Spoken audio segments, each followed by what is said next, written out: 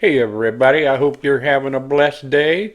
We are doing number 3 in the series of learning how to partner with God.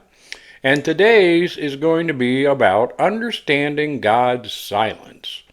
Has anybody ever had that happen? And by the way, before I forget, because I keep forgetting at the end, be sure and like and subscribe this and share it with anybody who might need it so you can continue on this whole series, because part of it is a guarantee that you will hear from God and you will learn how to start partnering with Him, up to and including I will give free one-on-one counseling and coaching until this is achieved. So like, subscribe to this, and help follow through with me on this. We're going to be talking about not hearing from God today, or God's silence. Like I said, I'm sure you've all heard that at some point, or not heard it, I guess is the way to put it. But the reason why sometimes God seems like He's silent to you could be it could be a myriad of different things. So let's look at each one of them individually. I want to start first with what I feel is the most important. Our mindset, how we think, and how we talk has everything to do with how we see and communicate with God. He made us that way. Remember, He made us in His image, and He gave us free will. That's a lot more power than most people realize they have. And that power definitely includes your ability to hear from God or not hear from Him.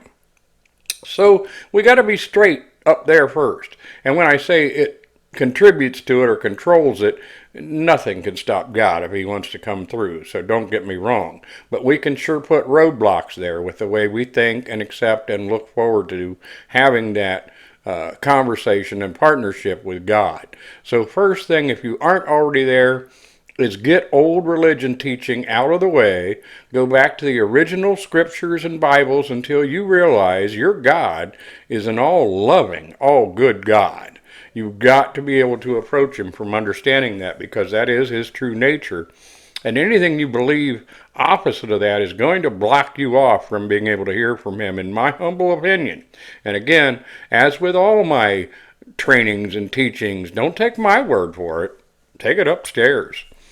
Next is going to be something we talked about in one of the other videos, which is how many times have you asked to talk to God? You know, knock and the door will be open. Well, sometimes you got to knock more than once. Keep asking, keep waiting, keep asking to hear from Him. I guarantee you it will happen.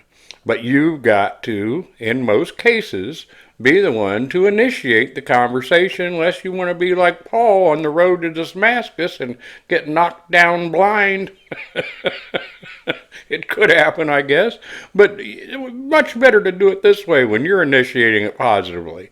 So there's another thing. How much are you asking? How much are you entering into that wanting to hear from God? Timing. That could be another thing. When we pray, you know, a lot of us pray, we're more like beggars. We're asking for things. You know, Lord, give us this. Lord, help us with that. You know, and I heard an older pastor lady saying the other day, and she's right, if we don't add in it, if it be for our good and for your will, please, you know, show me what is best. Because sometimes what we want really isn't best for us in the long run, or God's got bigger, better plans that He can't answer the way you want them answered right now, that way today. So different things could be happening that way too, that has to do with timing. So those are just some of the reasons. We can go into more why God's silence might be there.